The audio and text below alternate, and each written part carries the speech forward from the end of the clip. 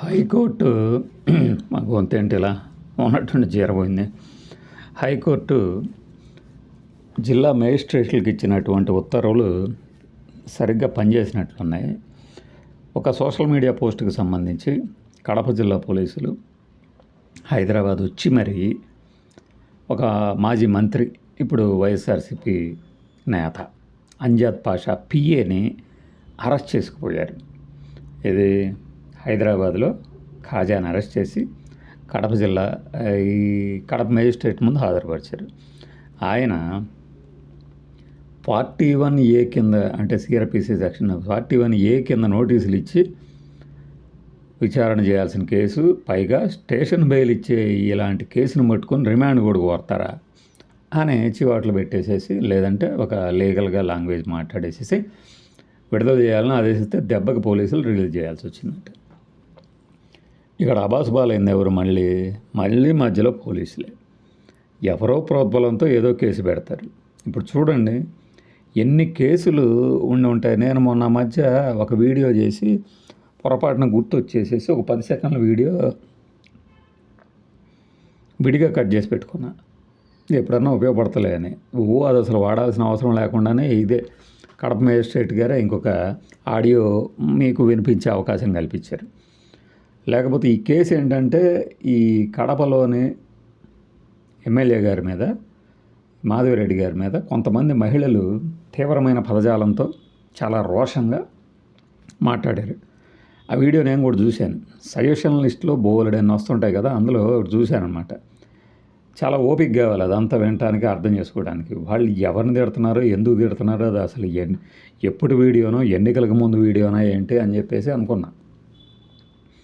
అయితే అది కొత్త వీడియోనని కొద్దిగా అర్థమవుతుంది. కానీ ఈ కేసు పెట్టిన తర్వాత నాకేమనిపించిందంటే, సోషల్ మీడియాలో ఏ వీడియో పెడితే ఆ వీడియోని పట్టేసుకొని దాని మీద స్ట్రైకింగ్ పడదు కదా అని చెప్పి మనం అప్లోడ్ చేస్తే మనకు కూడా బ్యాండ్ బాజా వాయిస్తారని చెప్పేసి. ఇప్పుడు అలాగా ఆ వీడియోని ఈ అంజాద్ పాషా పిఏ ఖాజా షేర్ చేశాడట. దానికి పోయి వీళ్ళు కేసు పెట్టారు. జరిగింది ఇది. లేదు వీళ్ళు అసలు ఇలా మాట్లాడటానికే కారణం వీళ్ళు, ఇలాంటివన్నీ తర్వాత దశల ఆరోపణలు కావచ్చు. ఈ టీడీపీ జిల్లా అధ్యక్షుడు ఎవరంటే శ్రీనివాసరెడ్డి గారు. ఈ శ్రీనివాసరెడ్డి గారు ఆ ఎమ్మెల్యే మాధవరెడ్డి గారి భర్త. వీళ్ళు ఫిర్యాదు ఇవ్వటం, కడప నుంచి పోలీసులు హైదరాబాద్ వచ్చేసేసి అరెస్ట్ చేసుకోవటం. దీనికి ఇంకా బ్యాక్గ్రౌండ్లో ఇంకొక ఉపకథ, లేదంటే మెయిన్ కథ ఒకటి ఉంది. అది నిన్న జరిగింది. దాని గురించి కూడా మాట్లాడదాం అనుకుని, ఇది పని పాఠాలు లేనట్టు ఏ న్యూస్ వస్తే దాని గురించి పెద్ద విశ్లేషకుల్లాగా మనం ఎందుకు మాట్లాడటం అనుకున్నాం. కానీ అది కూడా అందరు గమనించే ఉంటారు. ఇదే కేసుకు సంబంధించి ఫస్ట్, అంటే 1వ టౌన్ అంటారు కదా, ఫస్ట్ టౌను సిఐఓ ఎస్ఐఓ ఆయన కొంతమంది మీద కేసు పెడితే వాళ్ళని రిలీజ్ చేసేసి కొంతమంది మీదే కేసు నమోదు చేసేలాగా ఎస్పీనో ఎవరో సిఐఓ లేదంటే ఉన్నతాధికారులు చర్యలు తీసుకొని ఆయన్ని వీఆర్కి పంపించేశారు, అంటే వేకెన్సీ రిజర్వ్కి. దాని మీద ఈ దినం ఆంధ్రజ్యోతి 2 రాసినాయి. ఏమని రాసినాయి? ఇంకా వైఎస్ఆర్సీపీకి సంబంధించిన వాళ్ళే కొనసాగుతున్నారు, లేకపోతే స్థానిక టీడీపీ ఎమ్మెల్యే మీద పోస్టులు పెట్టిన వాళ్ళని అరెస్ట్ చేస్తే అరెస్ట్ చేసినందుకు అతన్ని ట్రాన్స్ఫర్ చేయటం ఏంటి, అతన్ని వీఆర్కి పంపించడం ఏంటి అని రాసినాయి.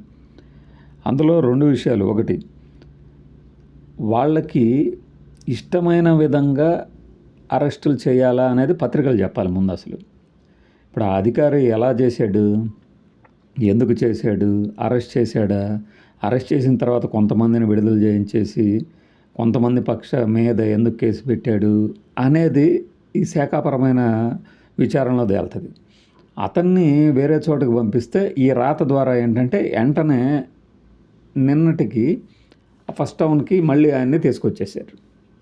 వాస్తవానికి అతని మీద ఏదో వైఎస్ఆర్సీపీ వాళ్ళ హయాంలో ఏదో కక్ష సాధింపులు చేశారు, అయినా కూడా అలా వ్యవహరించాడు, ఈ కథ అంతా ఏదో ఉంది.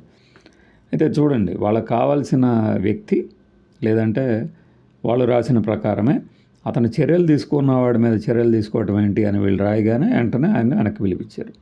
ఇప్పుడు అదే కేసు అన్నమాట ఇది. ఇప్పుడు ఎవరినైతే అరెస్ట్ చేసి వదిలిపెట్టారన్నారో ఆ అంజద్ పాషా పిఏనే ఈ ఖాజా.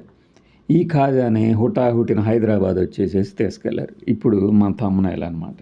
ఏది ఛార్జీలు బొక్క, అంతే కదా. మధ్యలో పోలీసుల అపహాస్యం.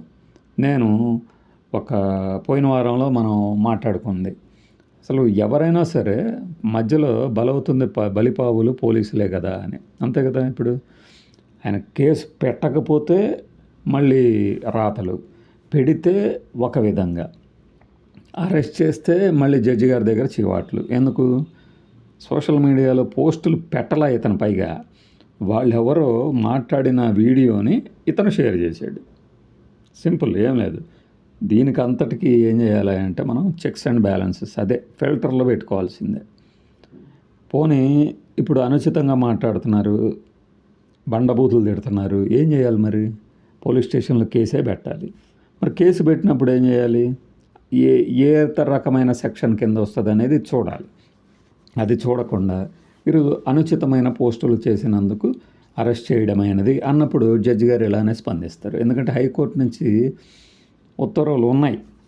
మన గత వీడియోలు కానీ గత పరిణామాలు కానీ గమనించినప్పుడు కోర్టు వారి ఉత్తర్వుల్ని, ఇకపై ఎవరైనా సోషల్ మీడియాలో పోస్టులు పెట్టారని చెప్పి అరెస్ట్ చేస్తే మామూలుగా ఉండదు, మేజిస్ట్రేట్లకు కూడా క్లాసులు వేయకాల్సి వస్తుందని. ఇప్పుడు మీకు ఒక కేసు గురించి వేరే వీడియోలో చెప్తాను. ఇది సుప్రీంకోర్టు ఒక బెయిల్ ఆర్డర్కి సంబంధించి ఇలా ఇవ్వడం ఏంటి అని చెప్పి ఆ జడ్జిని మళ్ళీ ట్రైనింగ్ సెంటర్కి పంపించింది. అది వేరే వీడియోలో చెప్తాను నేను మీకు. ఇక్కడ మరి ఎలా వ్యవహరించాలి, అందుకే సర్టన్ రూల్స్ ఫ్రేమ్ చేసి ఉండాలి. ఆల్రెడీ చట్టాల్లో ఉంటాయి. ఇతను షేర్ చేయడమే ఇతని తప్పు అయితే జడ్జి గారు చెప్పినట్టు ఏం చేస్తారు మరి? నోటీస్ ఇవ్వాల్సిందే, విచారణకు పిలవాల్సిందే. విచారణకు పిలిస్తే ఏమవుతుంది? ఏం చెప్తాడు అతను? నాకు సోషల్ మీడియాలో ఓపెన్ సోర్స్లో ఉందండి, నేను షేర్ చేశాను అంటాడు, అంతే కదా. అందుకే సోషల్ మీడియా మీద మనం ఎంతగా ఉక్కుపాదం కానీ ఇంకోటి కానీ ఏదన్నా మోపాలన్నా చట్టాలు ఒప్పుకోవు. అతను దూషించిన కూడా, ఇప్పుడు దూషించిన వాళ్ళని కూడా ఏమీ చేయలేని విధంగా మనకు చట్టాలు ఉన్నాయి. గత ప్రభుత్వ హయాంలో గత ముఖ్యమంత్రి మీద ఎన్ని బూతులు మాట్లాడారు, ఇప్పటికీ మాట్లాడుతూ ఉంటారు. మరి వాళ్ళ మీద చర్యలు తీసుకోవడానికి అప్పుడు రెడీ అయినప్పుడు ఏమన్నారు? ఇది ఎలా తీస్తారు మీరు, అసలు అణచివేస్తున్నారు అన్నారు. సేమ్ థింగ్ ఇప్పుడు కూడా జరుగుతుంది. Same thing is going to happen and happening and will be happen, అంతే కదా. స్వేచ్ఛ ఏది? ఇప్పుడు ఇలా మాట్లాడుతుంటే నాకు సడన్గా ఫ్లాష్ అయింది. మనం ఎలక్షన్ హామీలు ఇస్తాం, వాగ్దానం నిలబెట్టుకోం. మోసపూరిత కేసు పెట్టాలి అంటే ఏమన్నది ఎలక్షన్ కమిషన్? లేదు, సుప్రీంకోర్టు కూడా మా వల్ల కాదు అన్నది. అందుకనే ఏంటంటే మేనిఫెస్టోలు ఏవి ఎప్పుడు ఇవ్వచ్చు, ఎలక్షన్ కోడ్ ఉల్లంఘన కింద ఎప్పుడు ప్రకటిస్తే వస్తాయి, ఏవి ప్రకటిస్తే వస్తాయి అనేది ఒక రూల్స్ ఫ్రేమ్ చేసుకుంది. అంతేగాని హామీలు ఇచ్చి ఎగ్గొట్టిన వాళ్ళని చీటింగ్ కింద అరెస్ట్ చేయటమో రీకాల్ చేయటమో జరగదు. సేమ్ ఇక్కడ కూడా సోషల్ మీడియాలో పోస్టులు పెట్టే వాళ్ళని కంట్రోల్ చేయాల్సిందే. కానీ ఎప్పుడు కంట్రోల్ చేయాలి, ఎట్లా కంట్రోల్ చేయాలి, దీన్ని డిసైడ్ చేసేది ఎవరు? అందుకనే ఆంధ్రప్రదేశ్లో ఇప్పుడేదో కమిటీ ఏర్పాటు చేశారు అంటే వాళ్ళకు కూడా మన విజ్ఞప్తి ఏంటంటే, ఇది పొలిటికల్ లీడర్ల కమిటీలా కాకుండా ఒక అనుభవజ్ఞులు, అంటే సైబర్ సెల్ కానీ లేదంటే ఈ సోషల్ మీడియాలో ప్లాట్ఫామ్స్ ఎలాంటివి అనుమతిస్తాయి, అనుమతించవు అనేది జ్ఞానం ఉన్న వాళ్ళని కానీ వాళ్ళని పెట్టి ఇది ఒక స్వతంత్ర వ్యవస్థలాగా కనుక తయారు చేస్తే అప్పుడు ఇక పొలిటికల్ ఇంటర్వెన్షన్ లేకుండా పోతుంది. ఏ ప్రభుత్వం అధికారంలో ఉన్నా ఇవి ఒక స్వతంత్ర వ్యవస్థలాగా పనిచేస్తూ పోతే ఇలాంటి వాటికి అడ్డుకట్ట పడుతుంది.